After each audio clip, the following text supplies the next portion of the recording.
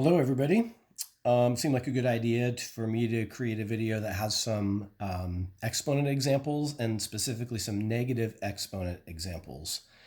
Our last review has a few more negative exponents in it and has some trickier problems. So there's a couple things I want to get straight that I've noticed on assignments that have been turned in that people are struggling with. So we're going to do 10 examples. They shouldn't take too long. Most of them are pretty quick. But what I've noticed from many of my students is that they don't see a difference between this expression and this expression. Going back about 2 weeks ago when we were first learning about these, I asked you, what is the base of the exponent here and what is the base of the exponent here? Many people missed this on our first assignment, so we need to review this. The base of the exponent is just what's right in front of the exponent. And here what's right in front of the exponent is 9.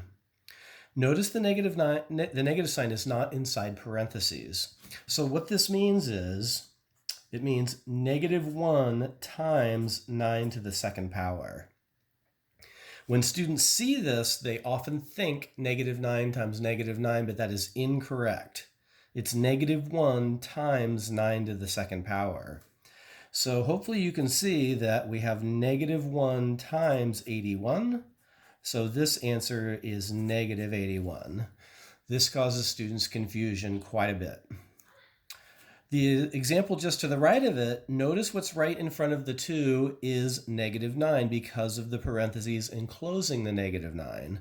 So this means -9 times -9, which is +81. Similarly, in these two examples, what's right in front of the power of 3 is just x. So here, this expression actually means 12x, x, x, and that means x times x times x.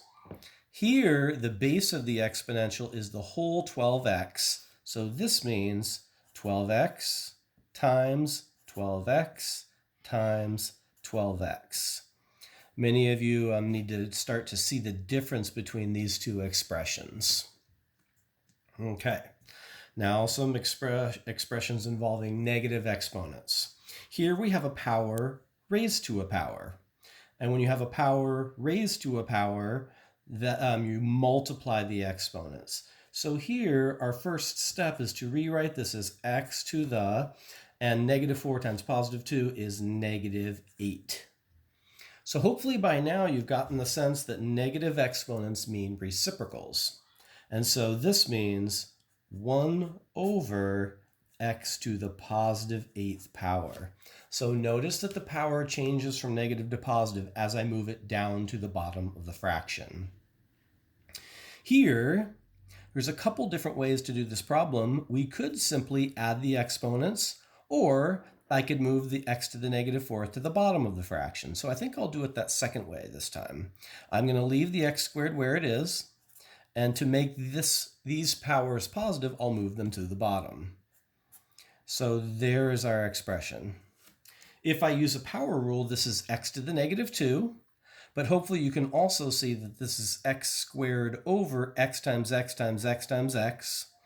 Two pairs of x's will cancel, and the final answer is 1 over x to the second. Notice there's no negative exponents in my final answer. Okay, that's 6 problems in just a very short amount of time. Let's do 4 more, and then hopefully this will help you in finishing up our final review on exponentials. Problem 4, the only thing to do to simplify is we need to get rid of our negative exponent. And we've already done problems like that. I've demonstrated when you have a negative power, that means reciprocals. So the -8 is being raised to the first. The y is being raised to the first. So the only expression that I can do, or the only thing that I can do, is move the x to the -2 to the bottom of the fraction.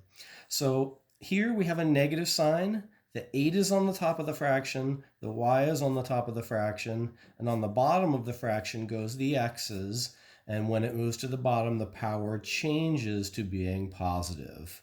So this is the final answer here. All right, example 8. Hopefully you can see that these aren't powers. These are regular numbers. And 8 over 16 is the same thing as 1/2. So as we simplify these, don't use the power rules on these numbers. That's the same thing as 1/2. So I'm just going to reduce the 8 over 16 to 1 over 2. I'm going to leave the x on top because its power is positive, and I'm going to move the x to the -2 to the top, giving me x to the +2. We are almost done. Hopefully you can see on our expression there's a 2 on the bottom. And what is 1 times x to the second? Well, the 1 we don't need, but we add these powers, so x times x to the second is x to the third. So the final answer here is x to the third over 2.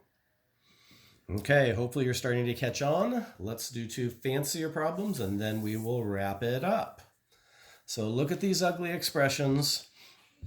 We're really getting our algebra skills as good as we possibly can to demonstrate we understand our power rules. So my suggestion when you get a nasty problem like this is to get rid of all the negative exponents first. So what I'm going to do is I'm going to rewrite this expression with moving all of the bases that have negative powers. The x to the second already has a positive power, so it's staying where it is. The y to the -1 has a negative power, so I'm going to move it to the bottom. That's y to the positive first now. The z to the third has a positive power, so I'm going to rewrite it as z to the third. And now I've taken care of all the 3 top terms of our fraction. Now I'm going to go to the bottom. X to the -3rd is going to move to the top. And when I move it to the top, the power changes from negative to positive. That's how it works, because negative exponents mean reciprocals. And as you move the top of a fraction or down to the bottom of a fraction, we are taking the reciprocal of that expression. Here, the y to the 4th on the bottom will stay because its power is positive, and the z to the 7th on the bottom will stay because its power is positive. Okay, this isn't our final answer because we can still simplify some more. Hopefully you can see on the top of our fraction, x squared times x to the 3rd is x to the 5th. We also have a z to the 3rd on top. And on the bottom, we've got y to the 5th. And we've also got z to the 7th. Okay. X is on top, y is on the bottom, and hopefully you can see that we have z's on the top and we have z's on the bottom. So when I see this expression, I see this as z times z times z. And on the bottom, I see z times z times z times z times z times z times z 7 times. 3 sets of z's will cancel out, and 4 will remain, and they will be on the bottom of the fraction. So z to the 3rd divided by z to the 7th is z to the -4th, which is the same thing as z to the +4th on the bottom. So here we have y to the 5th and z to the 4th on the bottom, and on top we still have our x to the 5th. Okay, so there is our final answer. Okay, last problem.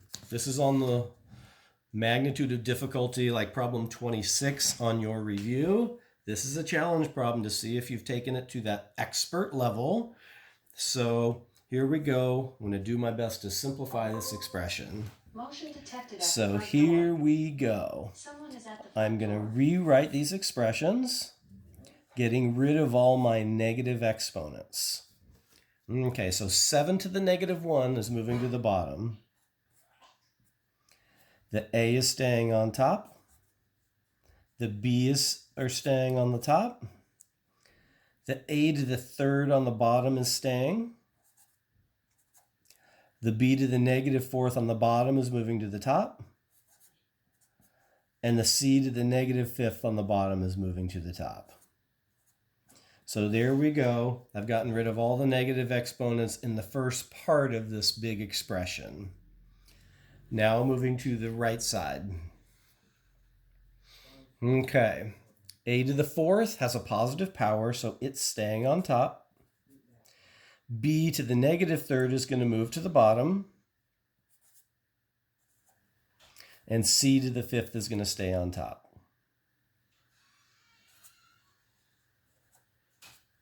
Okay, we have Z to the negative third on the bottom, so it's going to move to the top. In fact, yeah, I'll write it 7 to the third there.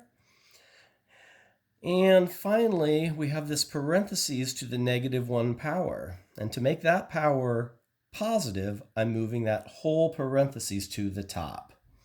That parentheses moving to the top is really just AB squared to the first now. Okay, so let's clean things up now.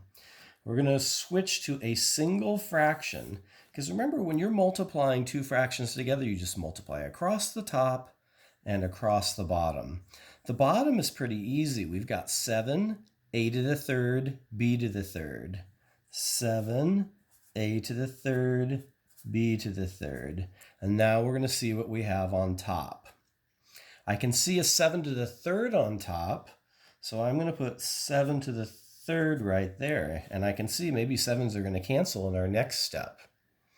Well, let's see how many a's we have. There's 1.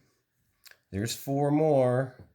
There's 1 more, so 1 plus 4 more plus 1 more, that's a to the 6th. A to the 6th. Now let's see how many b's we have. There's 2. There's 4 more. So there's 6. And there's 2 more. That's 7, 8. So it looks like we have b to the 8th. Okay, and now let's see how many c's we have. There's c to the 5th here. There's c to the 5th here. So c to the 5th times c to the 5th is c to the 10th. C to the 10th. Okay, hopefully you can see that there's still some canceling. 7 to the third over 7 is 7 squared. A to the 6th over a to the third is a to the third. B to the 8th over b to the third is b to the 5th. And c to the 10th, of course, is still there. So in this particular problem, there's no powers or any variables on the bottom of our fraction. But 7 to the 2nd power is 49. So this gives us 49. A to the 3rd, b to the 5th, c to the 10th. And that's all we can do as far as simplification goes. All right, so hopefully this helps you with some of your power problems and your negative exponent problems.